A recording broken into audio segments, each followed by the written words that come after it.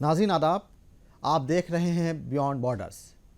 آج ہم بات کر رہے ہیں دنیا کی سیکنڈ لارجسٹ آرگنائزیشن یعنی آرگنائزیشن آف اسلامک کوآپریشن کی، جسے ہم OIC کے نام سے بھی جانتے ہیں۔ اس تنظیم کے 57 عرب ممالک رکن ہیں۔ اس تنظیم کا جو بنیادی مقصد تھا جس کے لیے قائم کی گئی تھی وہ یہ تھا کہ مسلم ممالک کے جو مفادات ہیں اس کا تحفظ کیا جائے گا۔ آج کی صورتحال میں یہ کتنی فعال ہے، اس کی کیا ریلیونس ہے اور یہ عرب ممالک کے مسائل کو حل کرنے میں کتنا اہم کردار ادا کر رہی ہے، آج ان تمام موضوعات پر بات کرنے کے لیے ہمارے ساتھ دو مہمان موجود ہیں۔ ہمارے ساتھ موجود ہے سینئر صحافی جناب قاسم سید صاحب جو کہ روزنامہ خبریں کے ایڈیٹر ان چیف بھی ہیں۔ ہمارے ساتھ دوسرے ایکسپرٹ ہیں جناب اشرف زیدی صاحب جو کہ مڈل ایسٹ افیئرس کے ایکسپرٹ ہیں۔ آپ دونوں مہمانان کا بہت بہت شکریہ ہم سے بات کرنے کے لیے، ہمارے ساتھ جڑنے کے لیے۔ آخر آرگنائزیشن آف اسلامک کوآپریشن ایک مؤثر بین الاقوامی ادارہ ہے یا نہیں، اس موضوع پر منصف ٹی وی نے خاص رپورٹ تیار کی ہے۔ سب سے پہلے دیکھتے ہیں یہ خاص رپورٹ۔ OIC کی بنیاد 21 اگست 1969 کو یروشلم میں ہونے والے اس تکلیف دہ واقعے کے نتیجے میں رکھی گئی تھی جس میں ایک آسٹریلیائی مسیحی ڈینس مائیکل روہان نے مسجد اقصی میں سلطان صلاح الدین ایوبی کے دور کے 8 صدیاں پرانے ممبر کو آگ لگا دی تھی، جس سے مسجد کے کچھ حصے کو بھی نقصان پہنچا تھا۔ لیکن آج بھی اسرائیل کے غاصب افواج کے فلسطینیوں پر مظالم کے خلاف یہ تنظیم کوئی مؤثر فیصلہ لینے سے قاصر ہے۔ اصولی طور پر تو یہ کہا جا سکتا ہے کہ یہ تنظیم مسلم دنیا کی مشترکہ آواز کی حیثیت رکھتی ہے اور اس کی بنیادی ذمہ داری مسلم دنیا کے مفادات کا تحفظ اور بین الاقوامی امن و ہم آہنگی کو فروغ ہے۔ اسی بنیاد پر اقوام متحدہ اور یورپی یونین میں اس تنظیم کے مستقبل وفود بھی موجود ہیں۔ لیکن تلخ حقیقت ہے کہ جس طرح اقوام متحدہ مغرب کے طاقتور اور مضبوط ممالک کے قبضے میں ہے، اسی طرح OIC پر مالی اعتبار سے مستحکم مسلم ممالک نے اپنا تسلط قائم کیا ہے۔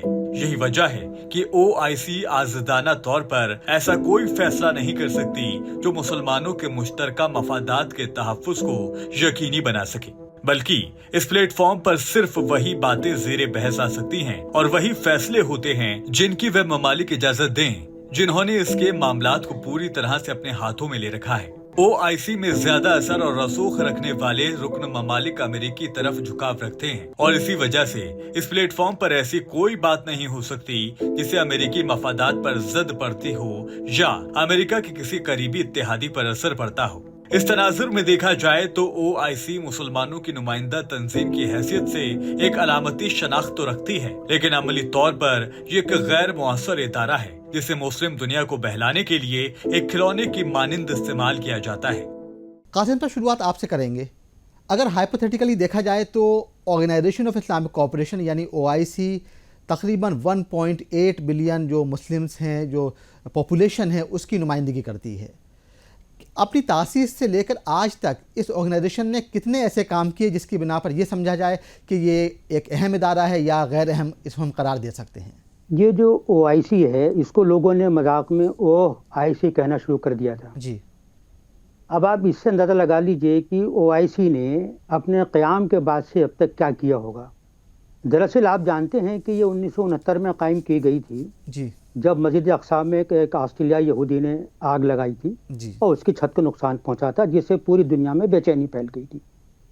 مگر اس نے اپنے قیام کے بعد سے اس نے اپنا دفتر جو ہے وہ مستقل بیت المقدس کو قرار دیا، لیکن جب تک وہ دفتر نہ ہو تو اس کا عارضی دفتر جدہ میں ہے اور 1969 سے لے کے اب تک وہ عارضی ہی دفتر ہے۔ تو اگر کسی تنظیم کا کوئی عارضی دفتر ہو تو پھر آپ اس کا اندازہ لگا سکتے ہیں کہ اس کی سنجیدگی کا کیا عالم ہوگا۔ پہلی بات تو یہ۔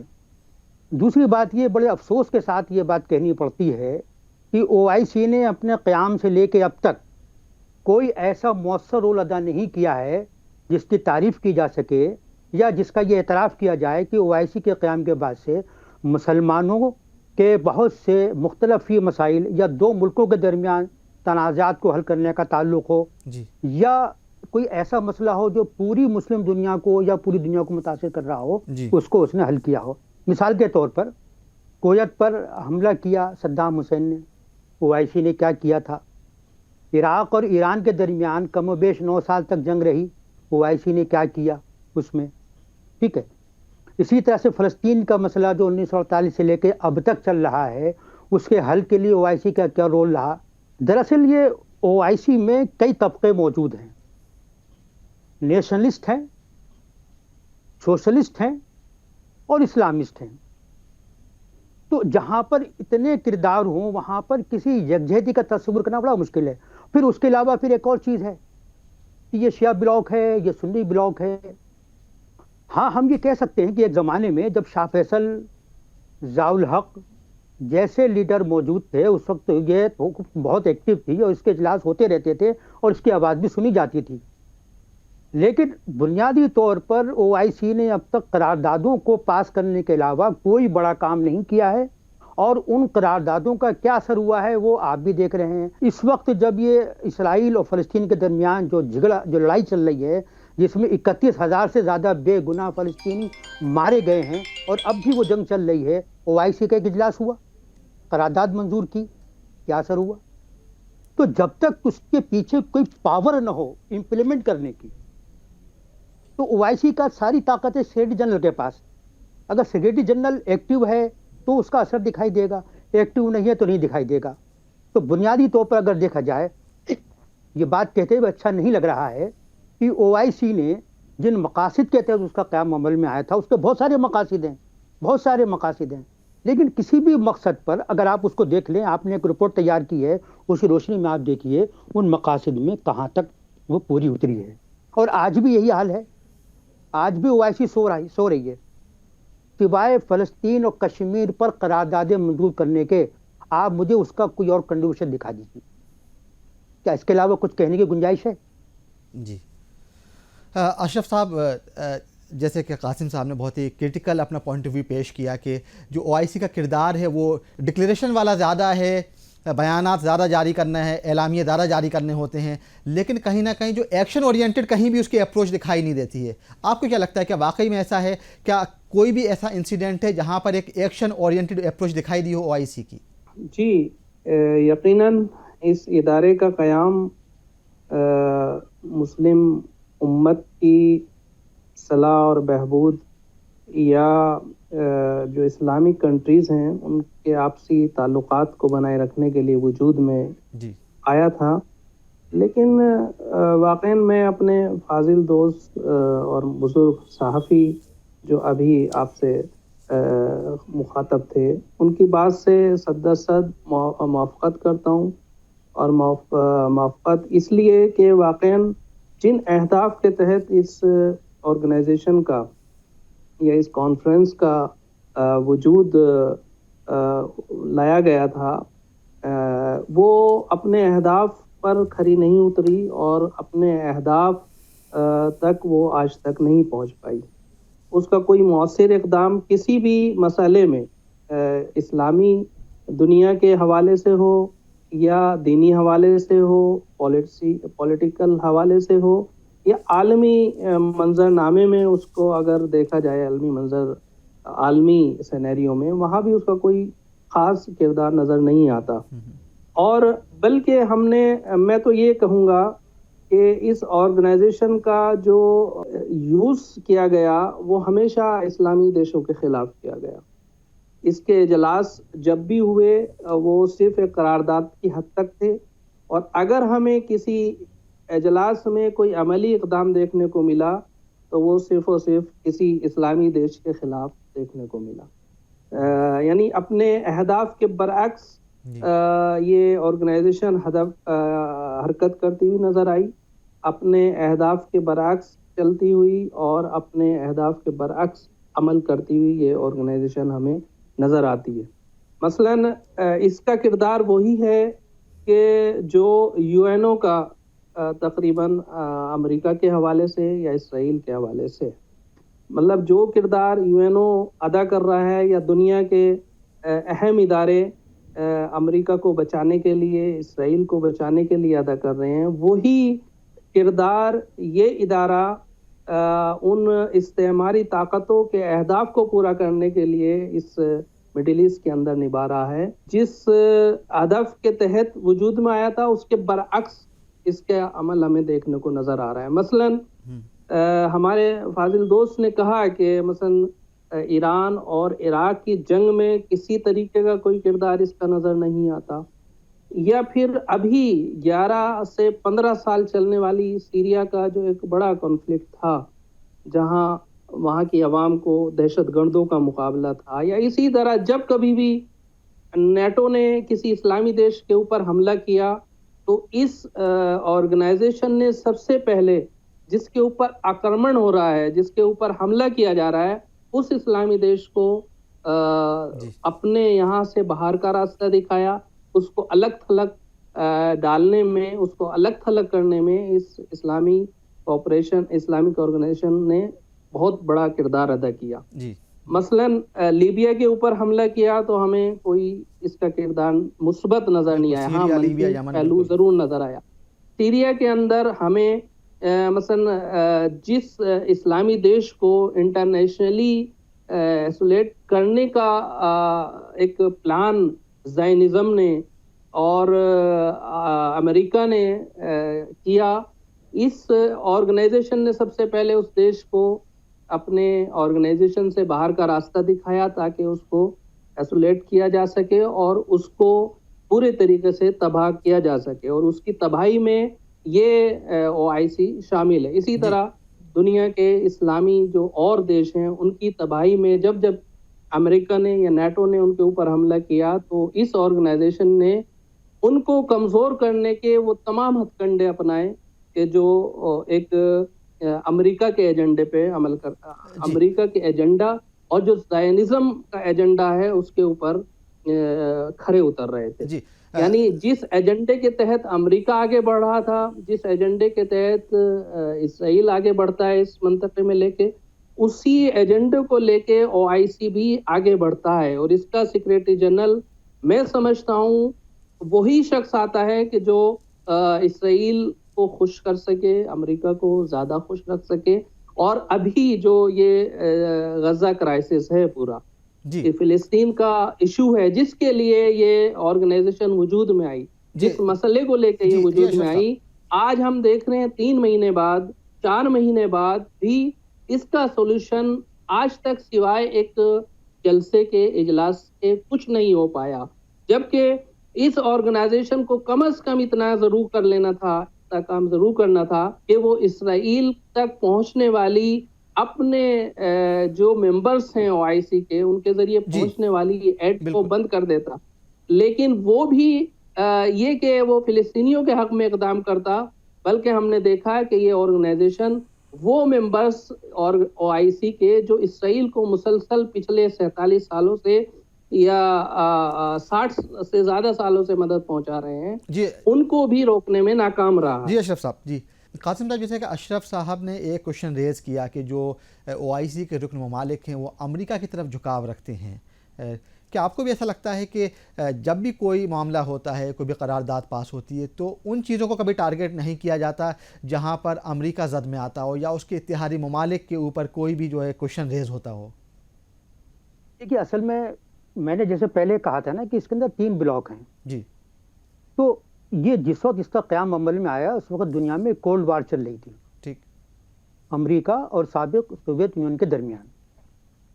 تو کئی عرب ممالک ایسے تھے جس میں جیسے شام ہے، عراق ہے، لیبیا ہے، ان ملکوں کا جھکاؤ سابق سوویت یونین کی طرف تھا، ٹھیک، اور بہت سارے عرب ممالک ایسے تھے جن کا جھکاؤ امریکہ کی طرف تھا، یا اس میں سے عرب ممالک شامل نہیں ہیں، یہ اس غلط فہمی کو دور کرنے کی ضرورت ہے، اس میں ایشیا اور افریقہ کے ممالک بھی شامل ہیں۔ بالکل۔ اب جیسے پاکستان ہے تو پاکستان کا جھکاؤ ہمیشہ سے امریکہ کی طرف رہا، تو کئی ممالک ایسے ہیں جو امریکہ کی طرف جھکاؤ رکھتے تھے، کچھ ممالک کا معاملہ یہ تھا کہ وہ سابق سوویت یونین کی طرف جھکاؤ رکھتے تھے، اور آج بھی کئی ممالک ایسے ہیں جو روس کے ساتھ ہیں۔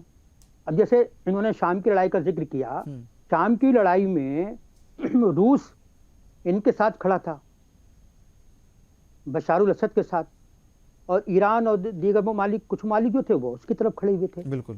تو کوئی بھی لڑائی ہوئی ہے تو OIC کے ممبر ممالک بھی اس میں بٹے ہوئے رہے، تو OIC کے پاس کوئی ایسا میکانزم نہیں ہے، اس تنظیم کے پاس کوئی ایسی پاور نہیں ہے کہ وہ اپنی قراردادوں کو یا اپنے فیصلوں کو امپلیمنٹ کرا سکے۔ پہلی بات تو یہ ہے۔ دوسری بات یہ ہے کہ پہلے اس کے اندر کچھ ایسے لیڈر موجود تھے جن کی بات کو سب سنتے تھے، جیسے شاہ فیصل تھے، پاکستان کے ضیاء الحق تھے، اور بھی ہم ناصر تھے، کئی لوگوں کے نام لے سکتے ہیں. لیکن ایک چیز کو جیسا کہ میں نے کہا کہ اس کے قیام کے پیچھے صرف فلسطین کا تنازع ہی نہیں تھا، بلکہ جب یہ قائم ہوئی ہے تو اس وقت کولڈ وار چل رہی تھی، تو اس کولڈ وار میں بھی او آئی سی اپنے دو حصوں میں بٹی ہوئی تھی. ٹھیک ہے. تو اس لیے ہم یہ نہیں کہہ سکتے کہ یہ صرف امریکہ کی طرف تھی. پہلی بات تو یہ ہے. دوسری بات یہ ہے کہ جیسا کہ میں نے اس سے پہلے عرض کیا ہے کہ او آئی سی کے قیام کا مقصد ایک یہ بھی تھا کہ اسرائیل کی جنگ میں ہارے ہوئے شکستہ دل عرب ممالک کو ایک ایسے پلیٹ فارم کی ضرورت تھی جس کے ذریعے سے وہ اپنی شناخت کو قائم کر سکیں اور بین الاقوامی برادری میں اپنی بات کو پہنچا سکیں. اس لیے یہ او آئی سی کا قیام جو عمل میں آیا اس کی ایک وجہ یہ بھی تھی. چنانچہ ہم دیکھتے ہیں کہ او آئی سی اپنے ابتدائی دور میں کافی سرگرم تھی اور اس کی کانفرنسوں کا نوٹس بھی لیا جاتا تھا. آپ کو یاد ہوگا کہ جس زمانے میں ایک زمانے میں اقوام متحدہ کے اندر پورے او آئی سی کی طرف سے ضیاء الحق کو اسلام کی دعوت پیش کرنے کے لیے مقرر کیا گیا تھا اور وہاں پہلی بار قرآن کی تلاوت بھی ہوئی تھی. یہ ایک تاریخ کا ایک حصہ ہے.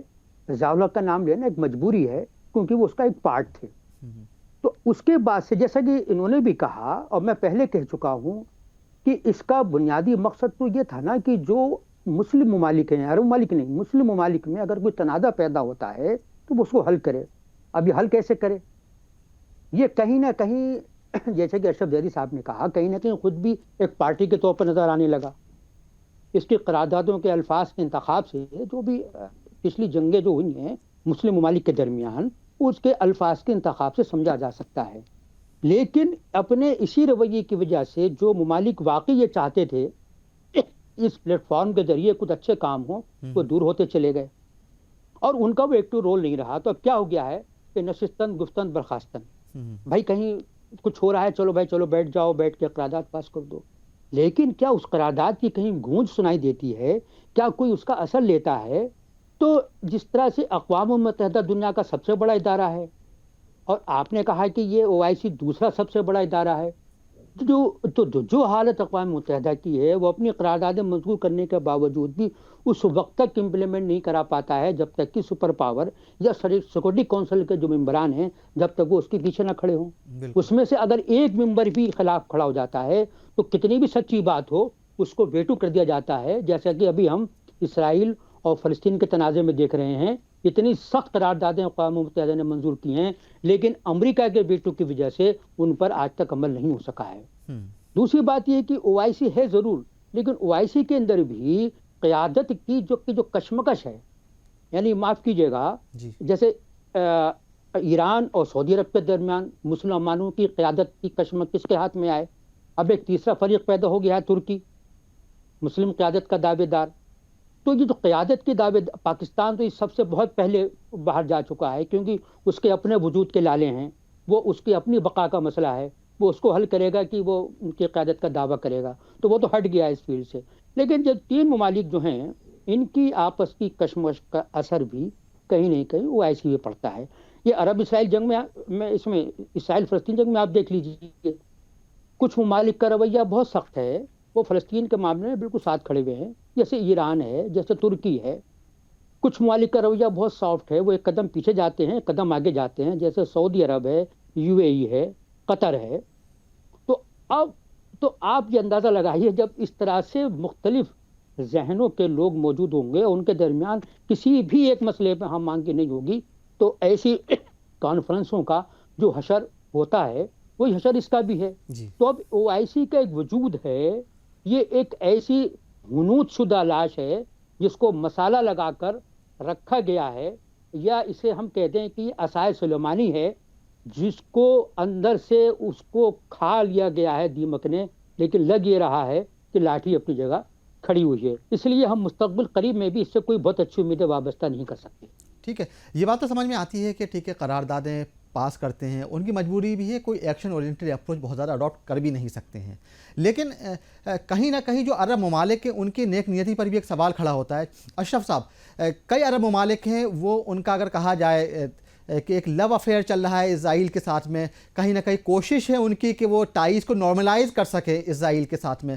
تو یہ جو اپروچ ہے وہ بھی تو کہیں نہ کہیں جو OIC کو ایک یونیفائڈ اسٹرانگ اسٹینڈ لینے سے منع کر رہی ہے. کہیں وہ اسٹینڈ کہاں لے پاتا اگر یہی اپروچ رہے گی سب کی؟ تو اگر اسرائیل فلسطین کے تناظر میں اگر ہم دیکھیں تو فلسطین کے کرائس کو دیکھیں اور پورا جو فلسطینی مدعا آج کافی دنوں سے میڈیا کے اندر ہے، اگر اس پہ نظر ڈالیں تو OIC بالکل بے دم ہو چکا ہے. OIC شروع میں بڑی شد و مد کے ساتھ اس مسئلے کو اٹھانے کی کوشش میں تھا، لیکن جیسے ہی بعض ممالک نے جو حماس کے حامی ہیں، جو فلسطین کے حامی ممالک ہیں، انہوں نے جیسے ہی ٹھوس اقدام کی بات کی تو ہم دیکھتے ہیں کہ وہی ممالک کے جو نارملائزیشن کی طرف اسرائیل کے ساتھ بڑھ رہے ہیں، وہی ممالک کے جو اس آرگنائزیشن میں اپنا ورچسپ رکھتے ہیں، اپنی مونوپولی رکھتے ہیں، انہوں نے کسی بھی مدعے پر سہمتی نہیں بننے دی.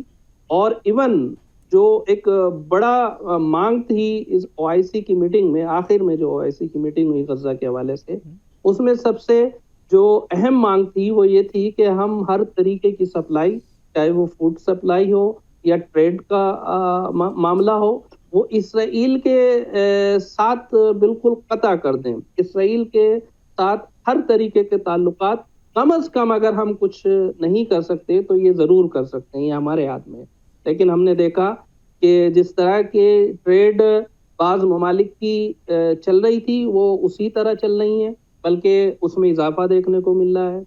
صرف ایک ملک کہ جس کو پچھلے 12 سال سے انہی OIC کی کنٹریز نے، جس کے اوپر حملہ آور ہیں پچھلے 12 سال سے، اس نے ہمت کی کہ وہ دنیا کی ان پاور کو چیلنج کرے کہ جو اسرائیل کا ساتھ دے رہے ہیں، مثلا امریکہ، انگلینڈ کے ریڈ سی کے اندر مثلا یمن نے ان کے مال بردار جہازوں پہ حملہ کر کے یہ بتایا کہ ہم یقیناً وہ حق کہ جو ایک ایز اے مسلم ملک ادا کر سکتے ہیں وہ ہم ادا کریں گے، اور وہ الحمدللہ ادا کر رہے ہیں. لیکن جو اور ممالک ہیں OIC کے، ہم دیکھ رہے ہیں وہ پیچھے قدم ہٹا رہے ہیں، بلکہ کہیں نہ کہیں حماس کی جیت کے اندر ان کو اپنی شکست نظر آ رہی ہے. لہٰذا وہ پورے طریقے سے کمر بستہ ہیں. یعنی ایک دو ممالک کی بات کروں تو وہ حماس کی کامیابی میں اپنی شکست دیکھتے ہیں، یہی OIC کے ممالک. لہٰذا وہ حماس کے جو دنیا کا میڈیا جس کو اس وقت بتا رہا ہے کہ حماس روز اول ہی کامیاب ہو چکا تھا اس جنگ میں.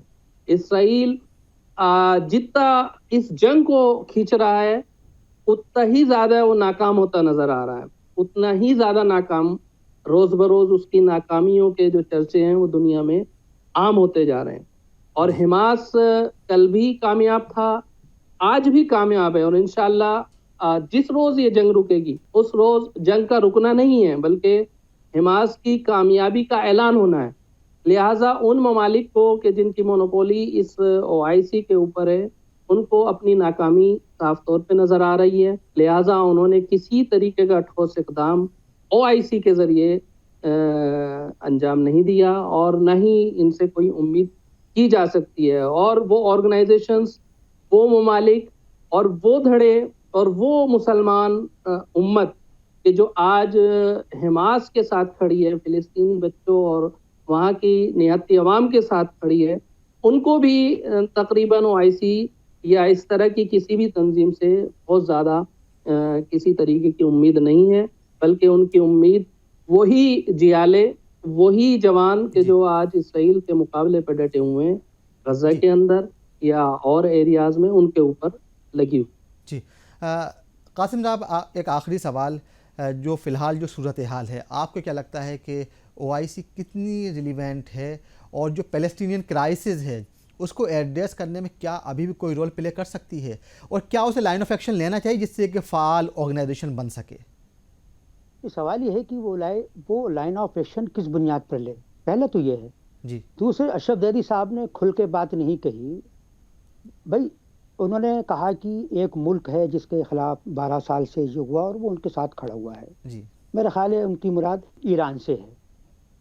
تو اس میں کوئی شک نہیں کہ اس وقت اسرائیل اور فلسطین تنازع میں اگر سب سے زیادہ کوئی ایکٹیو رول کسی نے اگر کیا ہے تو ایران نے کیا ہے یا ترکی نے کیا تھا.